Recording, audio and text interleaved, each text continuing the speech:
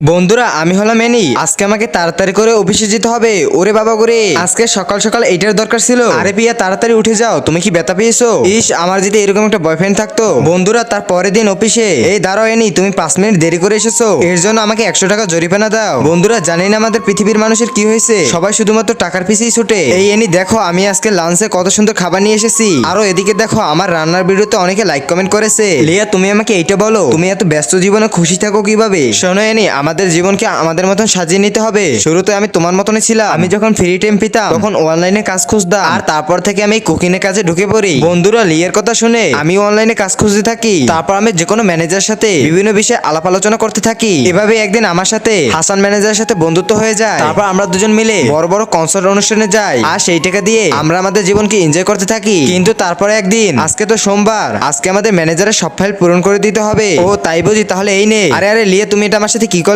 এই মেয়ে আমি এটা ইচ্ছে করে করিনি। তার একটু পরে ম্যানেজার লিমন এখানে চলে আসে। স্যার এই নেন আমার ফাইল। এই তোমার ফাইল আমার দরকার নেই। নেক্সট পার্ট দেখার জন্য কমেন্ট করো।